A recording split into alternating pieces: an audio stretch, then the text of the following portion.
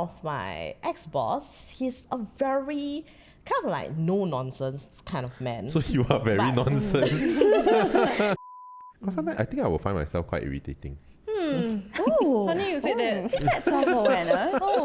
An inkling of self-awareness has entered the chat.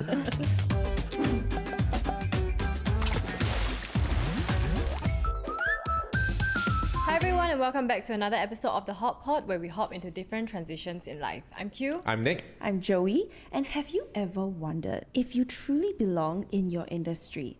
Today we're exploring a question many of us face. How much influence do your personality and job have on each other? And as you can see, it is a very crowded couch today. To help us unpack this, we have two special guests. And we will find out how their personalities have influenced their career choices. We are going to explore whether it's better to fit the job or fit yourself. Let's welcome Shana and Jeannie. Hi everyone, so I'm Shana and I've been in the mice industry for about 8 years. I think since 2017 till now. Yeah. Sorry, do you say mice industry? Mice. Yes. Not the hamster in the No, not that.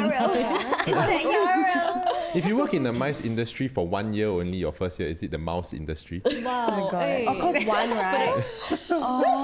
That's a way to put it. Do you guys know what MICE stands for? No. I know. Meetings, incentives, conferences and events. Conferences or convention also conventions, can. Yeah. events or exhibitions. Hi, I'm Jeannie. I have been in this industry for 7 years. So I'm currently a VIP relations in Informa festivals. And I host Asia Tech Singapore. What kind of VIPs will be at Asia Tech Singapore? Okay, so normally I will seek for the VIPs who are C-suites, directors levels, who are in banking industries. Ding ding. Got Taylor No Swift? have like Get tagged for what, huh? Okay, so to kickstart today's discussion, we need to find out both your personality types first. How would you describe your personality? What kind of vibes do you give? Extrovert. So Okay. I actually like meeting new people, like making new conversations, like building new relationships. Coming onto podcasts. love it. Podcast is my first, okay?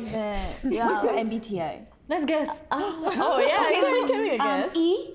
S F. Oh. J. I'm an ENFP. I mean, Okay. recently I took a test. It still shows ENFP. I'm a very chatty person in real life. Were you the life of the party in school?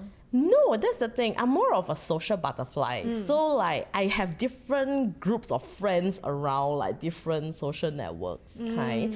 I go around everywhere, but I'm never really the life of the party, but just someone who goes every party. What about you, Jeannie? I'm totally opposite from Shana. I'm an introvert, so I'm quite reserved and I like being at home. But at the same time, I love being like connect with the VIPs and the senior delegates. Which VIPs you say now? You say which VIPs? It depends on which industry. Then what about you guys? Okay, actually we are all extroverts lah. I mean, some days I think You're I'm never an introvert. Yeah, I'm an extrovert. Never. I feel like I'm an extrovert against my will. I can feel myself getting tired, but then the moment I see a social like potential, I'm like, I'm energized again, and I'm energized against my will. I'm very tired.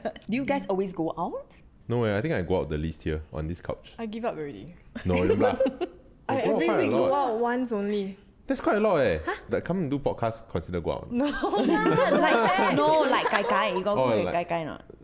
No, got some weeks really never go out. Never gai gai. Joey go out like every day. Okay, but that's because of work. No, exclude the work part lah. Then no, I actually rarely go out unless it's for work or I'm meeting my friends for dinner, which is like maybe once every 2 or 3 weeks. Then Q go out the most huh? Irina? Okay. Thank you. Okay, so how did you personally figure out which career path to take? And did your personalities play a part in your decisions? From young, I always wanted to be in events industry, like be it whether to B2B business or like B2C. Like I always feel that events allows people to be immersive in their experience and showcase different products to people. I think I'm quite stable in a way because I studied diploma in tourism and resort management in Singapore Poly, and I actually furthered my degree in the tourism as well. So I did a Bachelor of Commerce in hospitality and tourism management. I had like the idea that tourism is all about traveling around the world, meeting people of different nationalities. So that was what actually intrigued and triggered me to enter into the tourism industry. I was almost in this industry. Yeah, I was gonna say. In an alternate universe, I'll be in tourism. That's the tourism couch, eh?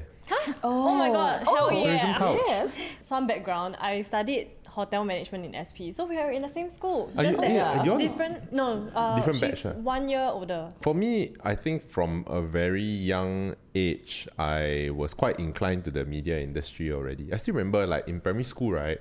I listened to like 987 every day. Then like I was the Mutton's biggest fan. Like, I will call in to win prize, you know.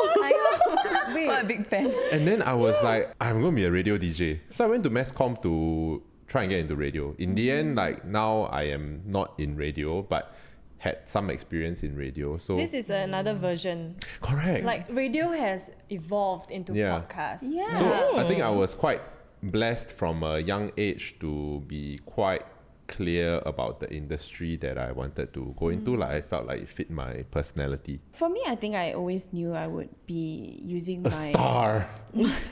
Came out of the womb singing. I was always very creative at a young age, whether it was like arts or music. So I just knew that I needed to create, and that's what fueled me. And then I found out about LaSalle and art school, and I was like, oh. And I did music in school, and now I'm on a podcast with these people. Now that we've heard about your career journey, were there any career myths you had before you started? People think that you must have like relevant experience prior to landing yourself a job in the tourism sector or in the MICE industry, or they think that you be able to tick off all the boxes in terms of qualifications on the job advertisement that you see online. But it's not the same case, because specific personal traits like being very resourceful, forward-thinking, or being very detail-oriented, meticulous, actually lends you a better opportunity in the job that you want. Okay, so actually, right, do you all think that some jobs naturally fit certain personalities better? So for example, are outgoing people always better in sales? Or can introverts actually be in leadership roles? It kind of makes sense if you are an extrovert, and you probably will excel a little bit better in sales, because sales means you need to be chatty, you need to keep conversations going. But within sales, there are also other roles like contracting, like proposals, or even like doing events research. Or if let's say it's in a marketing side, then you can do more of the back end, behind the scenes job, like a digital marketing, like content creation. Within the industry, I'm very sure that there are roles for people, whether you are of the extrovert or introvert. So I think it really depends on what are your strengths or what you are comfortable to do. You're right. Actually, I feel like sales is very intuitive. And so if you're someone who is a great observer, maybe you don't speak all the time, but when you do, it is to offer something that you think fits based on your observation. It's also being like intuitive to their situation, especially if you're trying to sell a house. You Yes. don't want to talk over them. You let them talk as much as they want, and then you're like, okay, based on your needs, here's what I think works. And that could really add to your advantage, right? Yes, exactly. I think that, being like a VIP relations, people often think that you have to be super sociable and chatty. But I feel that I'm on the other side. I tend to be more observant and more adaptable to the VIP's delegates. Either you are extrovert or introvert, as long as you help the organizations and events to do well and get more feedback from the delegates. I think that's the most important. Actually, I think we focus too much on extroverts and introverts, right? But if anything, it's more like soft skills. Correct. Like being a good listener, being able to read the Meticulous, room. organized. Actually, I really value drivers as introverts. As in your private hire driver. Yes, don't talk to me. I'm tired. You can I know. Silent, right? Sometimes they ignore, I you put know. mine as quiet, right? Actually, I love it when they're introverts. Uncle, don't talk to me, please. I'm tired. I was just gonna say, right, on the flip side, if let's say the salesperson act very poor thing, right, then I'll buy even more. Example, you poor How? Imagine they're like, actually sales haven't been that good this month. So then like, I'll take 10. No, That's- then you say, that's no lah, charity already. don't force yourself to buy lah. No, No, lah, lah, it's no, okay. no, I totally no, no, understand. No, I don't want to force No you. lah, Actually, I wanted to read it to you, but you seem like you have a lot on your mind. I don't want to. Like, please read it to me. I've cancelled my plans for the week. Oh my god. Oh. Reverse psychology. Right. Yeah. So actually, how has being in the tourism or MICE industry shaped the kind of person that you are today? Like, do you think your job has shaped your personality over time? Has it changed? I was an extrovert, like ENFJ. Along the years, I shifted to INFJ. I became more adaptable, yeah, in terms of like relationship rapport with my clients or my colleagues. But if that's the case, right, Ginny, what do you think triggered that change from E to I? When I was in early 20s, I was really loud and chatty. And of course, my supervisor will provide feedback and how I should, showcase at work and how I should portray to the clients. And it just shifted to I, that I feel that I should recharge and being reserved at a certain point of time. But when the situation calls, I really enjoy, talk to people. So is it like then through the nature of your work where there was the realization that you needed to spend more time being like there will be me observational and perceptive lah? Yeah. Right. So would you say that in your social life you're more of an extrovert still, or has that bled through your social life and now you're a bit more I also? I think it would be a bit more I, because I'm more towards like the mum side in the group. Is that also because of your work? Because like you are the mum to all your delegates. Then Yes. now in your personal I life, need you to are take also care the of mum. them. Technically, your friends are the VVIP. Every friend group needs that mice friend. My I think planner. Joey is our mind's friend. Yeah, Joey, you're the You know mice what? friend. Every single time he doesn't put his order for dinner, right? Joey is the one that will make his order for him. Every time I'm like so touched there. Then he thanked the wrong person. Yeah. He thanked the producer instead of Joey. Cause like they will be like, okay, food delivery for dinner, put your orders by X time. Then I always miss it because I'm in some meeting or whatever, right? Then they put in for me and then they know what I want to and eat. not gonna lie, every time we have a themed episode, right? She's always the person that's getting the costumes, the outfits for us. She's very our organized. mom. Correct. Even though she's single child. As in, no, as in, I was saying. Suddenly? No, you know Please why? stop bullying Joey. Stop it. You stop it now. Stop bullying. No, you know why? Because I always assume that the oldest child would, have She's this the oldest child, and Technically, the I'm the oldest and the youngest. Right, yeah. Question pot. Why you all? No. Let's try this. So usually the person who's taking will read first, then we'll pass the pot. But it's okay, right? I love this. No, I love this. It's a bit unfamiliar. It's a bit First unfamiliar. time ever. My, Outside of my comfort zone. I'm so resistant to change. okay. What job do you think is perfect for your personality type? DJ. What kind of... Okay, I'll go for radio DJ. Okay, class 95. You wanna try like saying, hey, I'm Shana, welcome back to 987. My name is Shana. You're listening to the Hot Pot. If you could have any job in the world, what would it be? I actually really wanted to be a Disney princess. Perfect. I also don't know which one, but as long as I'm a princess, I'm okay.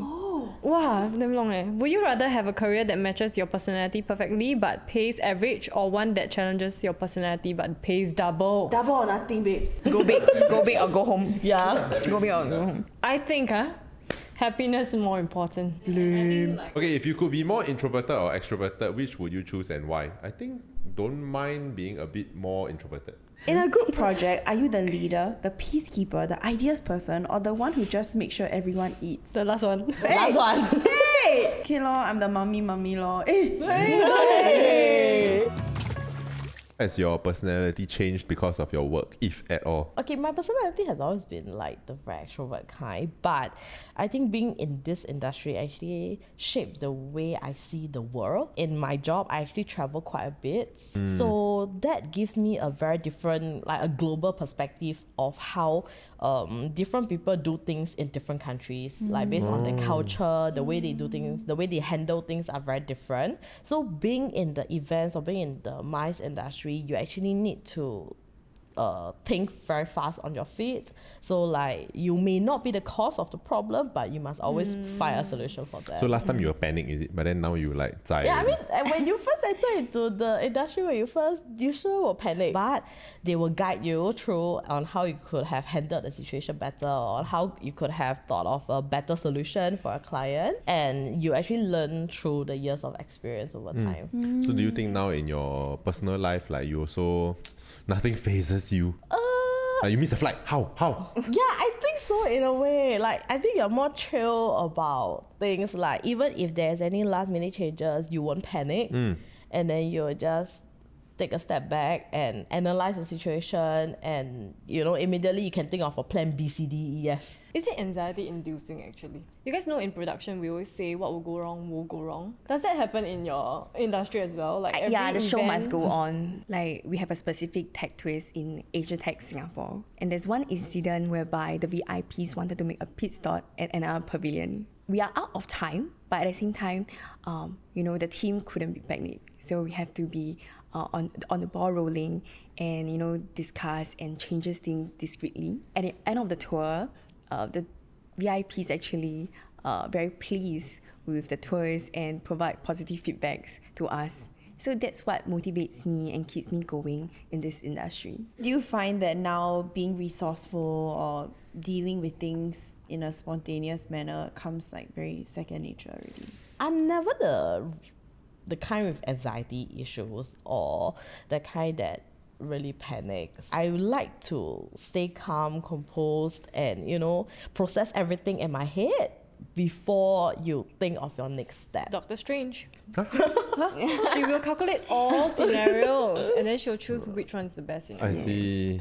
I love that. Sorry, That's that's a bit people, niche. that's how people Niche invite reference. things. Yeah. Yeah, niche reference, right? But you get love it. that. Yeah, I get it. I get it. Okay. So do you all think it's necessary for your personality to fit your job? To a certain extent, yes, because it is part of your JD, right? If your job requires you to speak to clients, then you have to be open enough, to be extroverted enough to talk to clients. If your job requires you to be number centric yeah. and pay attention to detail, then you need to be very detail oriented. Yeah. So I do think that, yeah, they're kind of non-negotiables.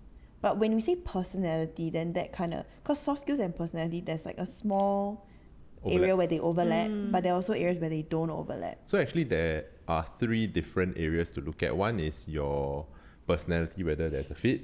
Second is, do you actually want to do this job? Like, do you like it or are you passionate about it? Then the third one is, are you good at it?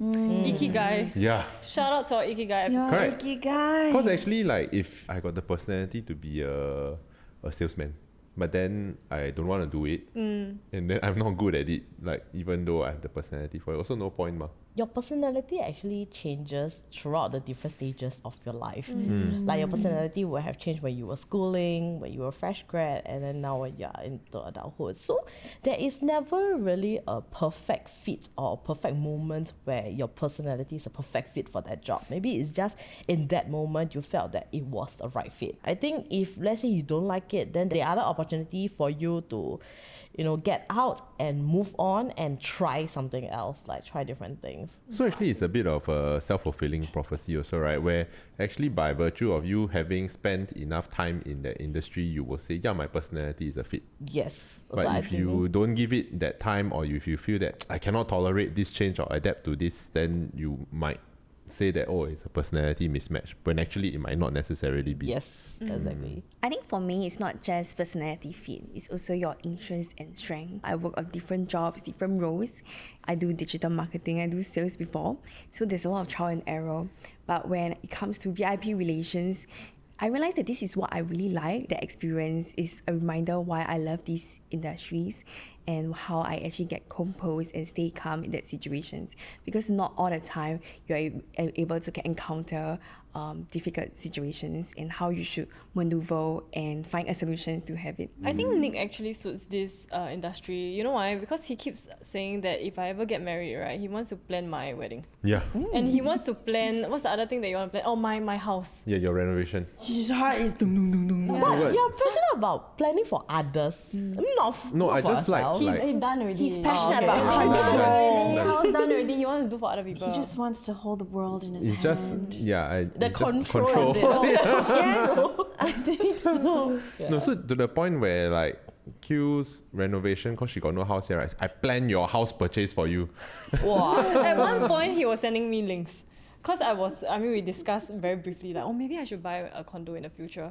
Then he started sending me links. Then he's like, hey, you serious or not? You serious or not? Can you relax or not? I'm not ready. You're actually a big problem solver. You thanks, are, eh. leh. No, you I are think because- you will thrive in this industry. Yeah, the other day I received my bill. I received my Utility first bill. utility because I just moved to a new place. Also, when I decided to move, first person I messaged immediately 8 links that until 3 a.m. No need to sleep one. Two of us just. But I received my first utility bill immediately. He responded. He sent me screenshots of his. He started asking me, "Is your fridge running? Is this running? What about this? What appliances do you have that could possibly be contributing to this?" I need this Because kind of friend. She sent me her utility bill, then damn high. You on aircon every day, is it? Yeah. I was like, how cannot be? Then I was like trying to figure out why. I really think you're really so the industry. he would, eh. Yeah, I think Hey, I'm because quite, you You're also winning have a lot of proposal. You also have like the forward thinking kind of mindset where you can really predict what are the problems or the issues. Then you can predict the future also. Can. some more. Not compliment him anymore. Out of curiosity, have you all ever had a boss or colleague that is completely opposite of you? And you found it very hard to work with? Actually, on the flip side, I find that sometimes when it's a different working style or personality, I like that a bit more. Because then they think very differently from me. They challenge you, right? They You challenge learn a little me, bit more. and then sometimes like parts that I've missed, they would think of, which I think is good lah. Obviously, when it's a very similar personality, then you might have like a very easy Yeah, it will time. clash. Or like sometimes similar you might ideas. clash. Because sometimes I think I will find myself quite irritating. Oh, Funny you said that. is that self-awareness? An inkling of self-awareness has entered the trash. I've worked with people who are really different from who I am. They wanted to work a certain way, and I just couldn't understand it. Actually, my first instance of this, right, was my first full-time job. And I was a manager of a space. And the other manager, she's the kind of person that if it's her off day, she will not reply at all. And I remember there was one moment, it was a big problem. And only that person could solve it. No reply. Because Sunday, it was her off day. Obviously, my first reaction was to be annoyed, right? But my immediate next reaction was, man, I really respect this person. I respect her for drawing boundaries because for me as a freelancer, it's very hard for me to draw boundaries. And you have to make that decision then, okay, I can draw the boundary now, but I might lose this job. It was the first time I was met with such good boundary setting that I just learned to plan around it. And that taught me so much just by her setting her boundary. Especially if you work with someone, whether it's a boss, colleague, or like peers who are completely different from you, right? So just now Joey also mentioned about like expectations of you expect her to reply on a Sunday when it's super urgent, right? But that's because that is on your expectation. But when you work with people completely different from you, I think we probably need to manage or maybe even lower down our expectations because what you are willing to do for others, they may not be willing to do the same for you. That is fantastic advice. But then you need to spill the tea and tell us whether you have had a boss or colleague like that. Very different from me, yes.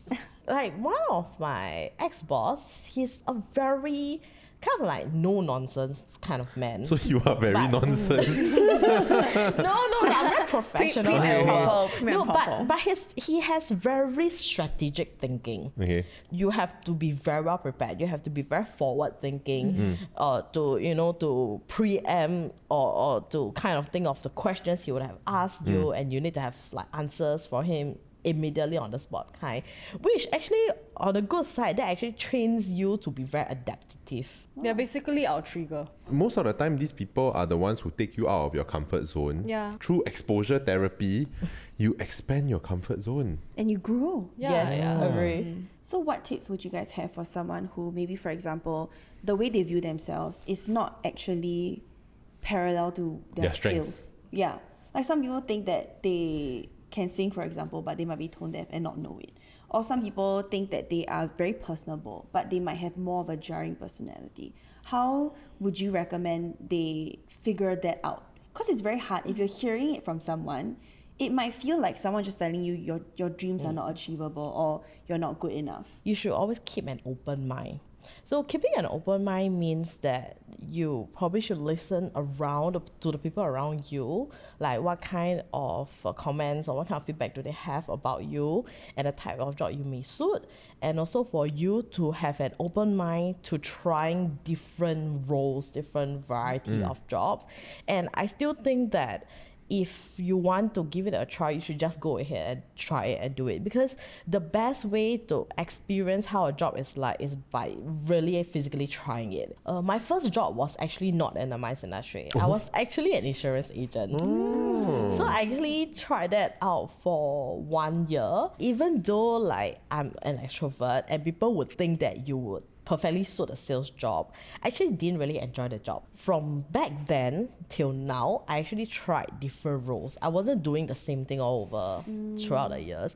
So when I first joined, I was behind the scenes, like behind the computer, churning out all the proposals, the contracts. I felt like there was a lack of like a sense of achievement or lack of purpose in your job. So I actually requested for a change of my role and my boss actually approved. So I actually did operations on ground, at the same time still doing proposals. So it was an end-to-end. And that was when I really liked what I was doing. I enjoyed, and it gave me a very great sense of like purpose, achievement. And afterwards, I actually moved on to doing like sales. Definitely very different from running an events on the ground. So sales is really more of the pre-event preparation, meeting your clients' needs, event objectives and all. I enjoy what I'm doing, and I still find a purpose in my current role despite, jumping around. So I think it's really important for you to keep an open mind to see. You never know what you would like until you really try it. So like for now, I'm very happy with where I am. Would you all say that your industry allows you to move around a bit easier than maybe other industries? Because like maybe sometimes in corporate, right, like if we are in a department, if you don't have the skill set for another department, maybe the transferring would take a lot of layers of approval. Would you say that in I think it MICE really is depends different? on organizations. A few years ago when I know Shana, I was an executive, and then now I became a manager. So I feel that MICE industries really made me grow. My supervisors, my colleagues always advise me, and they make me go for causes and like give me right directions to walk to and shape me to become a better person. Yeah, so I can lead my own team in Informa and of course to Asia Tech Festival. I mean, it sounds like the industry is big enough such that there is good mobility like within different parts of the industry as like long as what Ginny just now mentioned about career growth. A lot of people always assume that career growth has to be a vertical growth, like like from us is from execs to Manager, managers. yeah. But actually your career growth can also be like horizontal, where Switching you departments. switching between departments or different roles. It can also be a kind of career growth as well, because you actually learn different things and you learn different perspectives of the industry itself. You're not always stuck to just doing one thing only. Okay, so actually, right, what advice would you give to someone who is thinking of joining the tourism industry? Say me lah, say me.